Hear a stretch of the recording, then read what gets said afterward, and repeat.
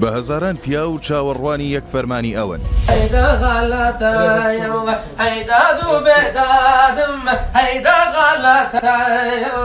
هەزارەها مرید و دیێوانەی هەیە و گیان لەسەر دەست ئامادەی ئەمرێکی ئەوەن.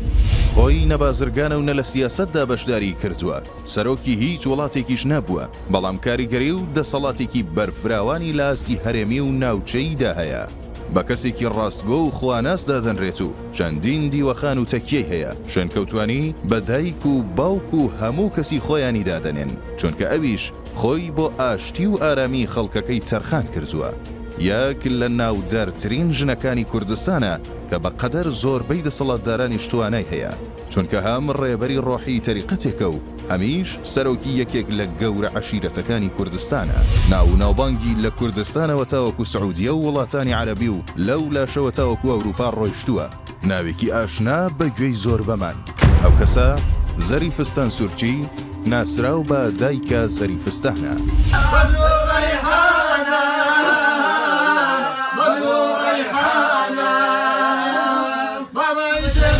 لە جگەر گۆشە خۆشەویستەکەی باوکیەوە بۆ سەرۆکایەتی عەشیرەتێک و ڕابەرایەتی تەریقەتێک.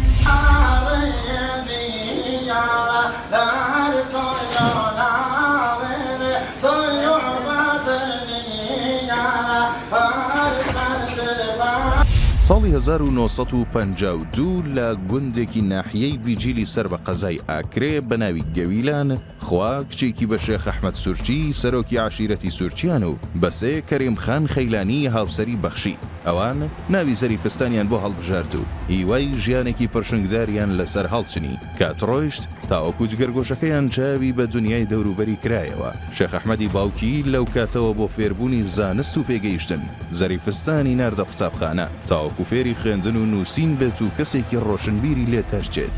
زەریفستان خان خوێندنی سەرەتایی تەواو کرد. ئەو هەرچەندە دوو خوشکی کەشی بەناوەکانی خەدیجە خان و ئەسمین خان هەبوو، بەڵام زۆربەی کاتەکانی لەگەڵ باوکی کە سەرۆکی عەشیرەتەکەیان بوو بەسەر دەبرد.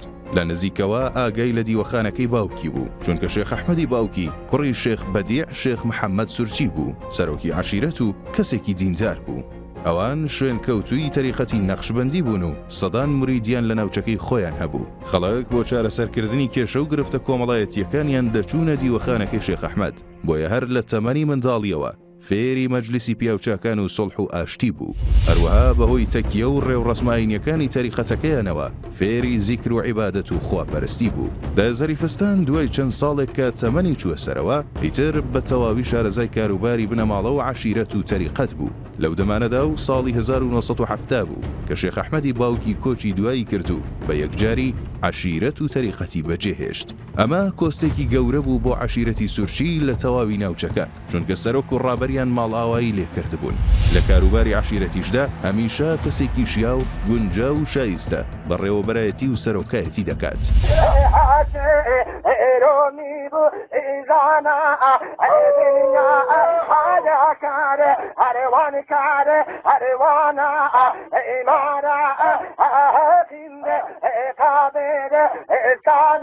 لە دوای کۆچی شێخ ئەحمەدیشەوە هەموو سورچیان نیگەرانی ئەوە بوون کێ و چ پیا و ماقوڵێک جێگەی سەرۆک و شێخەکەیان دەگرێتەوە. چاویان لەوە بوو کەسێکی بەتوانە بێتە جێگاکەی تاوەکو بتوانێت بە هەر دوولایەنی عەشیرەت و تەریقەتدا ڕابگات.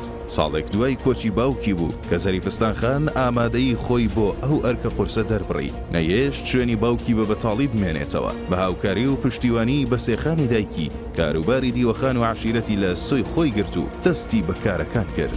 لەولاشەوە تەریقەتی ئاراستە دەکرد و ئەرکە دینی و ئاینیەکانی جێبەجێ دەکرد. بەم شێوەیە بوو بە سەرۆکی عەشیرەتی سورچی و ڕابەری ڕۆحی تەریقەتی نەخشبەندی. ئیتر لێرەوە بوو کە عەشیرەتەکەی نازناوی دایک و خوشکیان پێدان، بەڵام لە ئێستادا دایک لە ژیان نەماوە و تەنیا زەریفستان خان ڕابەرایەتیەکە دەکات. بۆیەش هەمووان بە چاوی دایکەوە سەیری دەکەن و پێی دەڵێن دایکە زەریفستان. ئەو خوددانن ئەمە خزمەتکاری ئەمە عەشیرەتە سورچە بە ماڕەشێخەوە هەمە خزمەتکاری خانەقاینە، هەمش خزمەتکاری دایکە زەریفستانینە. دایکە زەریفستان گەلێک لە تشتەش مەستە دایکە زەریفستان وەرە شویناسی چار مشایخێ مەزن ڕوونشتە، یعنی هەمە تشتە بەنسبەت دایکە زەریفستان و هەزاران چیرۆک بە بێدەنگی.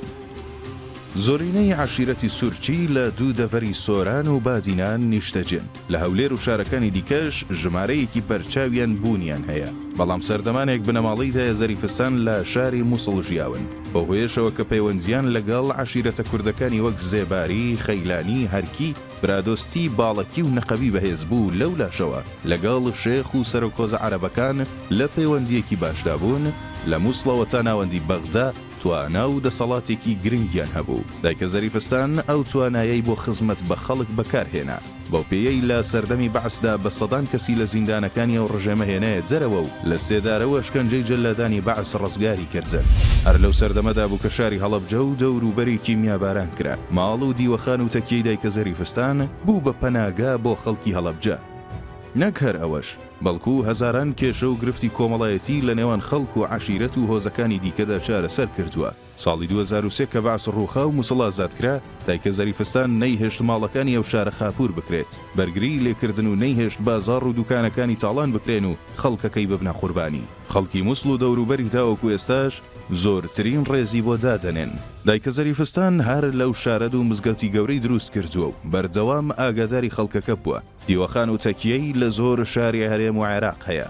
جیالەوە لە تورکیا و وڵاتانی ئەوروپاش شوێنی تایبەتی هەیە. ئەو هەزاران چیرۆکی بێدەنگی هەیە کە تاوەکو ئێستاش باس نەکراون. چیرۆکی و خزمەتانەی بە خەڵکی کردووە. ئەو هاوکاریانەی ئەنجامی داوە و دەستی هەزاران کەسی گرتووە. چەندین بنەماڵەی لە کێشە ڕزگار کردووە. ئاوی بەسەر ئاگری شەڕ و ئاشاوی گەورەدا کردووە. هەموو ساڵێک هەزاران قوتابی هانداوە و یارمەتی کردوون بۆ خوێندن. دەستی لە دروستکردنی مزگەوت و قوتابخانەکاندا هەبووە. لە کارەسات و ڕووداوەکاندا پشت و پەنای خەڵک بووە و لە لێقەومانەکاندا بەهانەی خەڵکەوە چووە. والله هەچی خەمەکە بێم و بەراجێڕی خۆڵ ڕازەنی فەستانێبی بەستەوە ما ساغبی ئەمە هیچ خەمن نینە.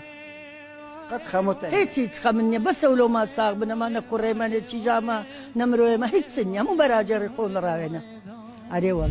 بەڵام نهێنیەک لە پشت ئەم هەموو کارە خێرەی دایکە زەریفستانەوە هەیە. ئەویش خۆپاراستن و خۆ بە دوورگرتنە لە دەرکەوتنی میدیایی بە جۆرێک کە هیچ دەرکەوتنێکی نییە و تەنانەت یەک لێدوانیش نادات. بۆیە هیچ کاتێک باسی خۆی و کارەکانی ناکات. ئەو بۆ خوا و خەڵکی خۆی کار دەکات و دەوروبەریەکانی دەڵێن هەمیشە بە بێدەنگی هاوکاری خەڵک دەکات نەک بە خۆ دەرخستن. ژیانێکی سەربەخۆ بەڵام بۆ خوا و خەڵک.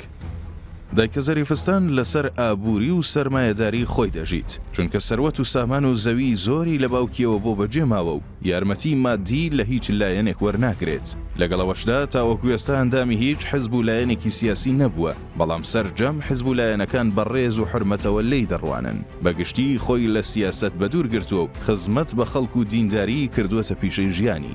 زیاتر لە 20 مزگەوتی دروست کردووە و ساڵانەش سەردانی ماڵی خوا دەکات. دایکە زەریفستان چەندین دیوەخانی گەورەی لە هەرێمی کوردستان و عێراق هەیە. دیوەخانی لە هەولێر و دهۆک و مووسڵ و تورکیا هەیە. ڕۆژانە دەیان میوانی لە خانەقە و دیوەخانەکانی هەیە. ئەو پەیوەندی لەگەڵ لایەنەکانی عێراق باشە. لە ئێران و تورکیا ناوێکی بەهێزی هەیە. جیالەوانە لەگەڵ بنەماڵی ئال سەعود لە سەعودیە و زۆرینەی بەرپرسانی وڵاتانی عەرەبی پەیوەندی بەهێزی هەیە. ئەو لەگەڵ بنەماڵی هاشمی پاشای ئوردنیش پەیوەندی گرنگی هەیە.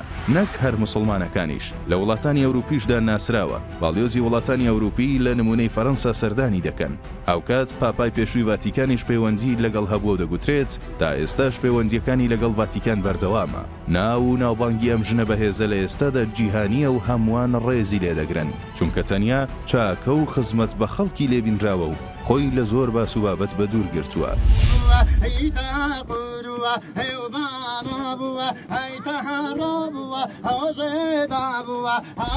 ئەستێرەیەکی دیکەی کورد لە مێژوودا. کوردستان خاوەنی مێژوویەکی گەورەیە لە ژنانی ناوتار و بەهێز وەکو عادیلەخان، حەبسەخانی نەقیب، مەستوورەی ئەردەڵان و زۆری دیکە کە هەر یەکەیان و بە شێوەی خۆیان بوونەتە سیمبولێک بۆ هەمووان و جێیشانازینەتەوەیەک. لە ئێستادا ئیتر دایکە زەریفستانیش بەهۆی توانە و دەسەڵاتەکەیەوە بەهۆی خزمەت و کاریگەری ڕۆحیەکەیەوە بە یەکێک لەو ژنە بەهێزانەدا دەنرێت و ناوێکی درەوشاوە و گەورەی هەیە. تەمەنی خۆی بۆ خزمەتکردن تەرخان کردووە و هەمیشە نەمامی ئاشتی و دینداری و خزمەتی چاندووە. بێگومان بەرهەمی ئەو کارانەش دەبێتە ناوێکی گەورە و بەڕێز بۆ ئێستا و داهاتووی مێژووی کوردستان.